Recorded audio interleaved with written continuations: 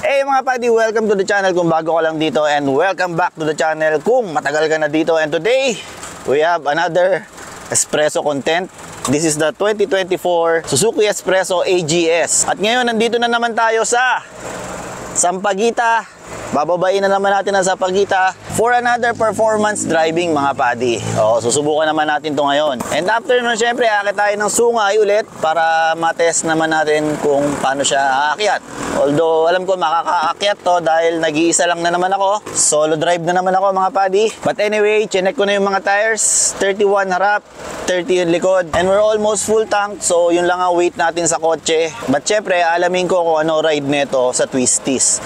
Pero may hint ako parang mala SUV ang ano niya mga buddy. Mala SUV ang ride niya. Parang mabagal yung steering, mahiga. So, ganun. Wow. But anyway, let's go mga buddy.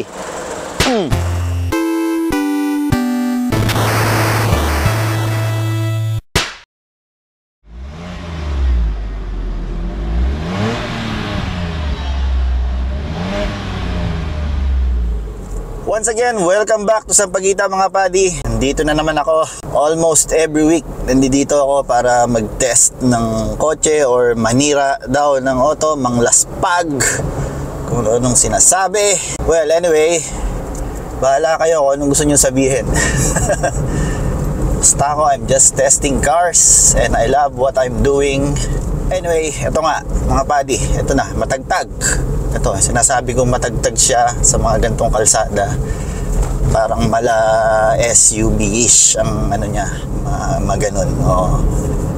So, parang close sa Montero namin, 2010 Montero. So, ano lang tayo ngayon. Ang drive mode natin is wala naman tong ano pala. Nahayaan ko lang muna siyang kumambyo mag-isa. And naka-aircon tayo. And I mounted this camera here, yan, sa loob, hindi sa labas. Kasi it's damp. Maambon, which is delikado. Okay, brake is fine. Hindi siya ganun ka-bitey, pero mataas-taas naman yung pressure point niya. Habang dinidiinan mo, lumalakas naman. Yes, okay, okay.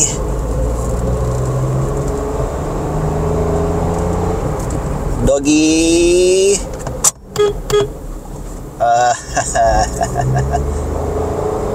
Ganda ng tunog, oh. Diba? Ganda ng tunog ng ano, mga buddy. Yes, yes, yes. Well, time check, it's 4:19, yeah, 4:20, something like that. Hapon na mga buddy. Okay, baka may kasalubong. Op. Yan, gaya niyan. May roadworks. Need to be careful. Pinakaayaw ko dito, yung kada shift niya, parang granny shifting nga mga buddy, gaya nung sinabi ko sa review. Ang tagal na shift niya, so para kang, syempre, nakaapa ka pa rin sa throttle or sa gas. Para kang dadaos-dos na ganon. Ang tagal niya mag-shift. But, hindi mo naman masisisi. This is not a sports car or whatever. This is a subcompact, economy, kung ano man tawag nyo dyan, economy car, city car. But, how we review Mab Auto Style, hinahanapan natin ng fun yan. Masaya siyang drive-in mga buddy. Kasi ang ganda ng torque niya. Magaang yung auto, 3-cylinder. Mostly mga 3-cylinder, ang ganda ng low-end torque niya eh. Yes.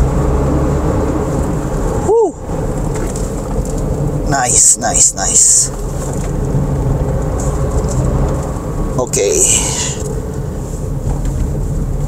Alright, doggy. Baon. You know, naririnig nyo? Ang tagal.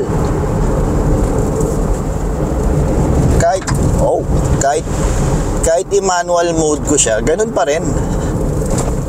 Pero tinuro ko na nga yung technique na naisip ko para hindi ka parang dadaos-dos. So, sa review ko na yan. Kung hindi nyo pa napapanood, click nyo lang yung pop-out banner na yan. Or naglagay ako ng link sa baba. Alright. Although transmission is responsive naman siya, pag babaunan mo nga lang. Kasi low-powered engine to yan. Gaya yan. Second gear. Alright. Naka-eco tires lang to although syempre magaang yung auto. Yan. Nag-iisip siya mag-isa. Ganun siya kabagal mag-ship mga padi. Buti na lang di pa ganun kabasa dito. Sa expressway ang lakas ng ulan sa SLEX. Yan, nag-iisip siya mag-isa, diba? I think it's time to use manual transmission. Manual tayo. Second gear. Tapos patay na tayo ng aircon.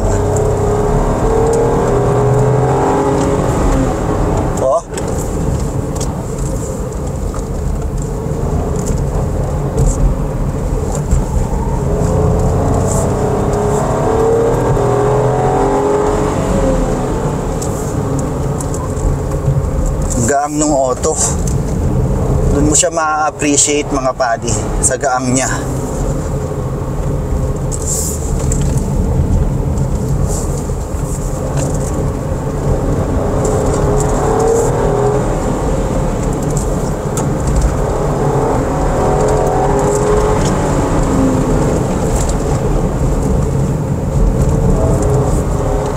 Ilan tayo kakain ng linya. Yan. Lalo na pag blind.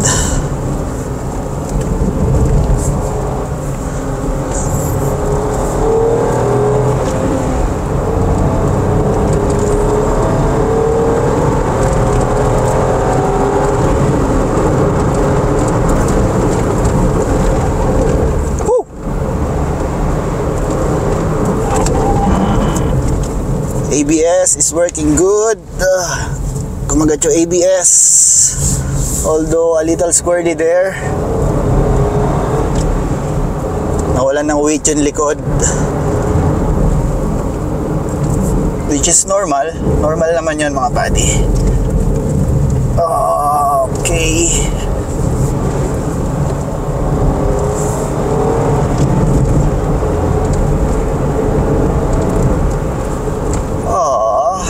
Okay, respect.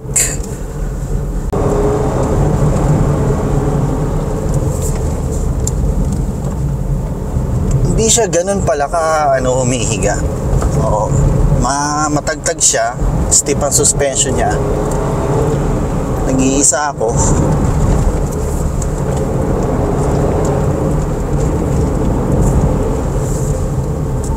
Sana hindi magbago yung preno. Yung preno niya kasi pag malamig pa, hindi siya bitey. Alam niyo yun, parang ang hina ng preno.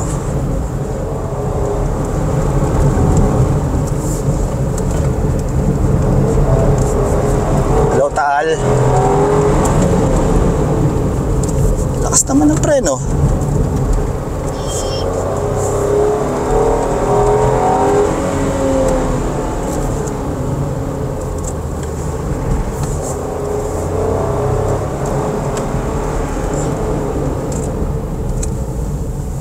Okay.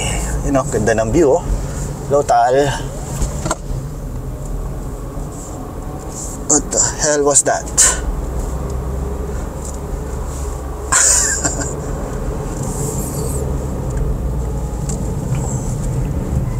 Yes.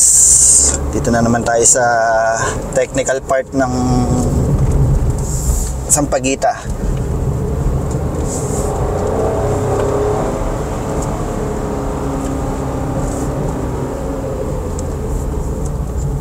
Okay. Okay.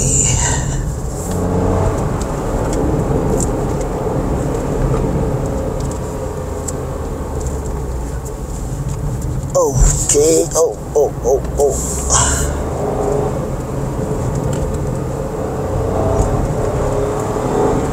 Hindi siya ganun kahiga. Hindi nga lang supportive yung upuan dahil syempre, this is Econo box.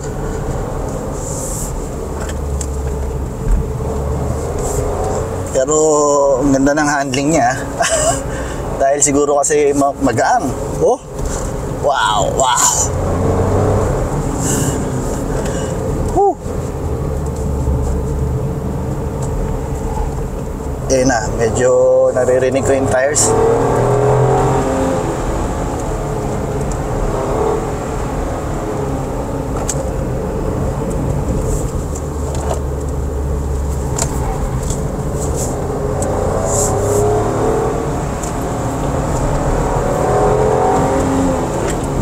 Parang may delay lang yung throttle niya. Pag binitawan mo na, hindi pa siya bumibitaw kagad sa pagbibigay ng gas. Alam mo yun?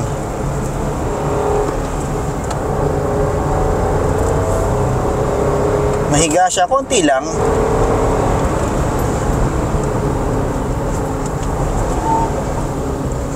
Woohoo! Alright.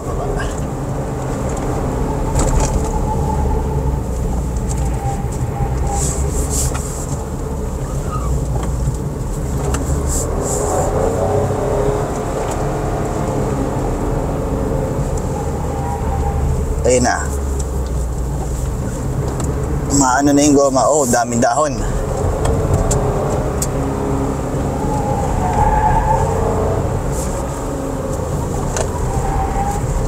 Wow.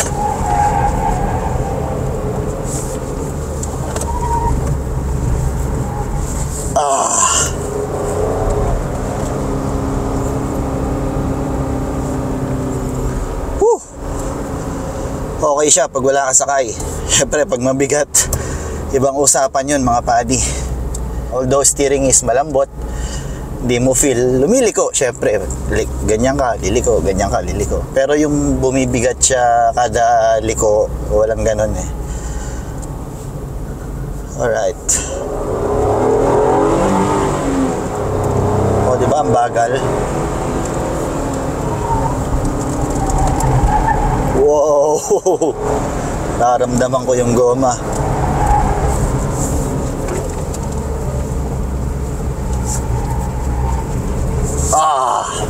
Hoy, nagano ka?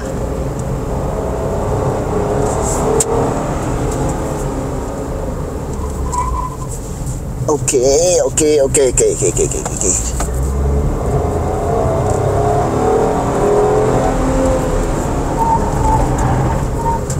Oh, yan oh, ganda ng taal mga padi oh. Wow.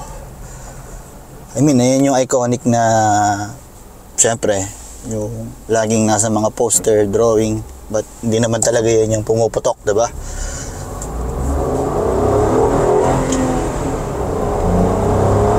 O, diba ang bagal?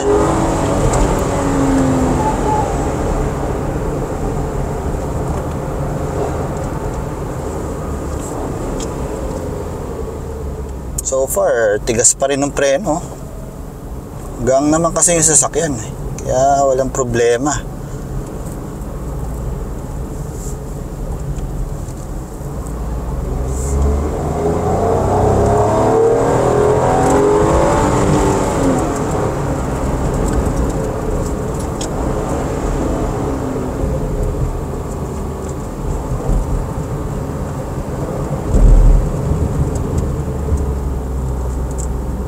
Okay.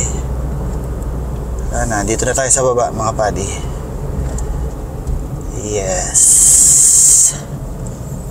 I think this is the last corner. Ito na nga. So yeah, masarap ang handling niya. Huwag mo lang ipupush ng todo kasi parang yung likod niya walang weight. Normal yun sa mga ganito kagagaang na kotse tas mataas. Kasi syempre pag nag hard braking ka na, gumaganon. So yung likod na tire medyo nawawala ng grip, medyo squirrely siyang ganon, medyo pag pumipreno lang naman. Pero sa mga turns, sarap niya mga padi. Anyway, akit tayo sa sungay mga padi. Normal driving lang, MAV Auto style normal driving. Okay, welcome to Sungay mga padi. So, from here on, we will just drive normally. I mean, normally, naka-aircon, nasa automatic lang, nasa D mode, hindi manual. Yan ko lang siya mag-isip. Yan, nagda-downshift siya. The way it shift mga padi, parang manual din. Yun nga lang, mabagal ka mag-clutch tapos cambio. Yun, ganun na lang natin siya i-describe. Hey, hey, hey, hey, hey. Hey, dude. Don't let it now take a sad song. Okay. So yeah, we're driving normally lang naman. Pero ano ba tong ano na to? Yeah, shift siya. Second gear. Oy. Nakakabitin ka, sir. Sorry.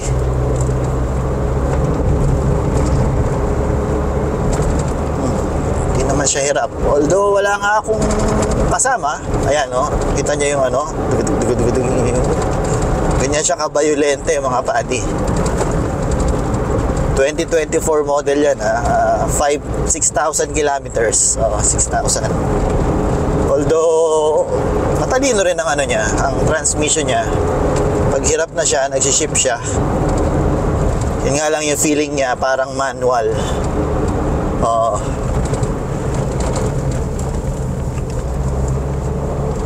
Yan, nag second gear na. Yun, nag third gear. Yan, pag nahirapan, second gear. Pero yung style niya, yun yung gusto ko ipaliwanag sa inyo. Para ka nagka-clutch, cambio. Ganun. Yun nga lang, hindi siya ganun kabilis.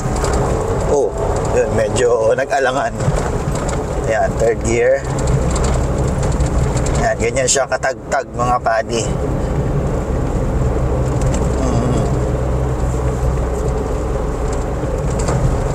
Okay, nag-second gear. Third gear.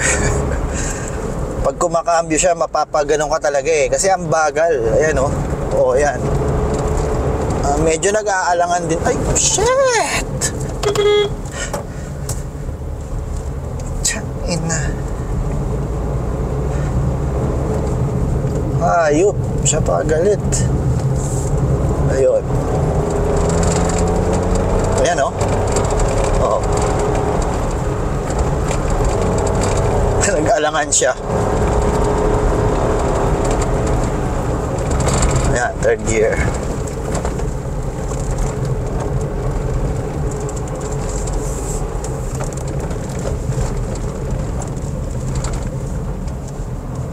Yeah. Okay. Second gear siya. Patay tayong traction control. Yan. Yun. Traction control off. So, dito na naman tayo sa view deck. May mga pilipit pa naman dyan. So, tingnan natin. How will he do? Dyan sa mga pilipit. Anyway, hot chocolate muna tayo mga buddy.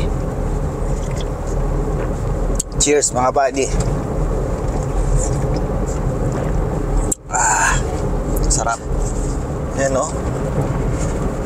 Promise mga padi, ma-bouncy siya, matagtag. Hindi bouncy, makalog. So parang SUV ang ride niya. Parang yung Montero namin na 2010, gano'n, pag wala kang sakay.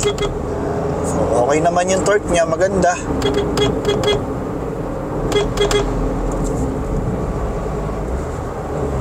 Oh, diba? Parang manual shifter siya. Ang style. Nag-granny shifting, medyo mabagal.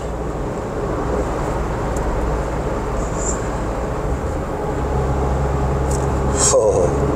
Oy. Oh. May ganun pa eh.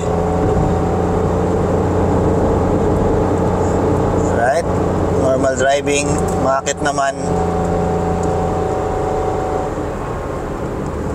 Actually, masaya siyang drive-in sa patag. Kasi kung wala kang sakay yung torque niya enough eh. Enough sa kotse.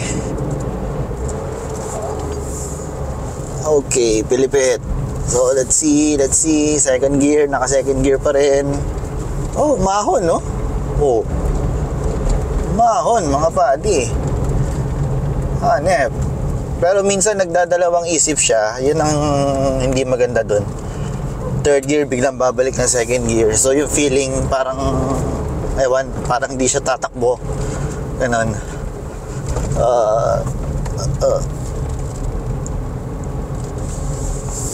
And siguro kung may sakay to, kunyari 4 kayong adults, siguro mababawasan yung tagtag. Siguro. Kasi syempre magko-compress yung shocks. Hindi siya masyadong hindi siya masyadong gaganon-ganon. Unlike ngayon, ayan.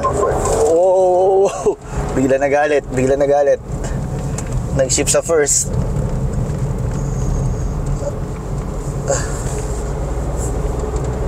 Alright.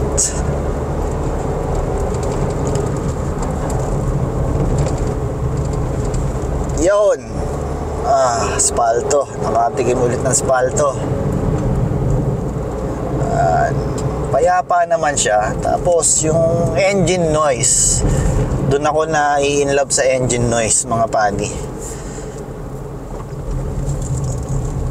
Engine noise niya masyadong emosyonal.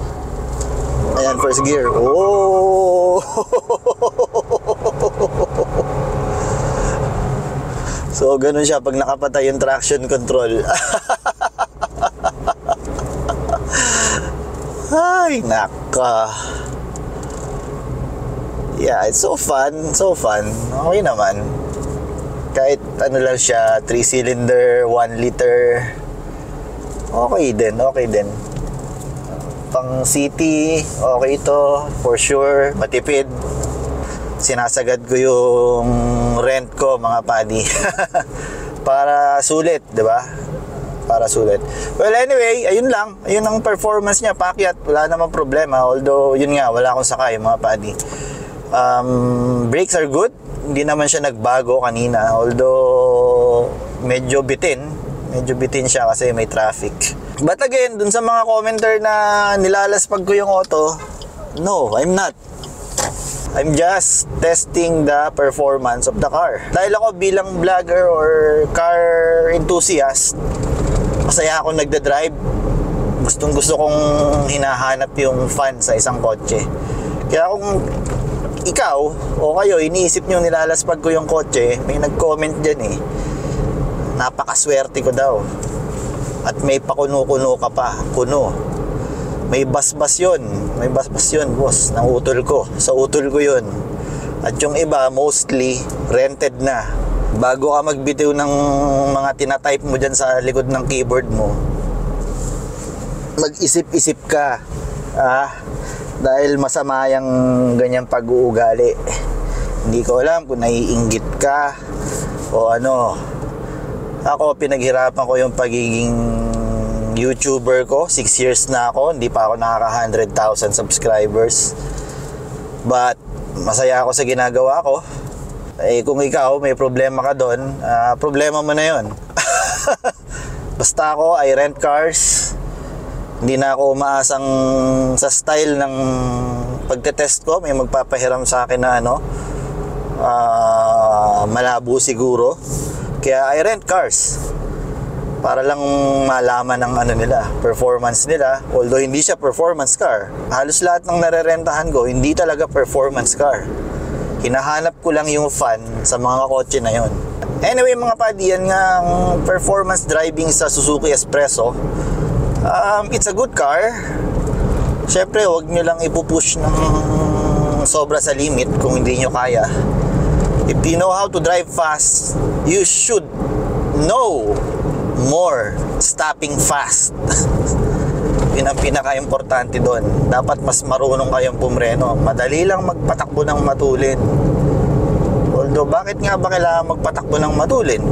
Ako, tinetest ko lang, mga padi. Tinetest ko lang yung kotse, yung performance niya. Yes, yun lang ang ginagawa ko. Hindi ko sinabing gayahin yun. But anyway, that's the Suzuki Espresso 2024 model AGS. And hopefully, next video, fuel economy ra naman tayo, Mab Auto style sa Baguio. Doon tayo pupunta. So, just like before, full tank dito sa somewhere, Quezon City. Tapos, biyahe, normal Mab Auto or Maverick driving style. May konting push, may chill, may ganon. And full tank dun sa taas, sa bundok, sa Baguio. Anyway, kung na-enjoy nyo yung video mga padi, pakidut-dut naman yung subscribe button para lagi kayong updated sa mga new videos ng Mab Auto channel. At pakidut-dut na rin yung like button. That way, baka sakaling gumana yung YouTube algorithm na tinatawag. At pag gumana yung YouTube algorithm kasi, syempre, pinapasa ni YouTube yan sa mga naghahanap ng mga otong ganito, ganyan, kung ano mga auto. Syempre, maraming makakapanood, mas meron akong kahit pa paanong pang-rent ng mga nire-request nyo. Although yung iba, mahirap hanapin. Pasensya na, hindi ko pa mahanap yung mga nagre-request dyan. Hopefully, makita ko yung mga yan dahil ako'y renter lang ng nagre-rent ako for review. So, I say what I feel. Ganun lang ako mga padi. Kung anong nararamdaman ko, yun lang ang kinakwento ko. Walang halong script mga padi. Anyway, thank you for watching. I hope you enjoyed this video and I will see you again on the next episode mga padi.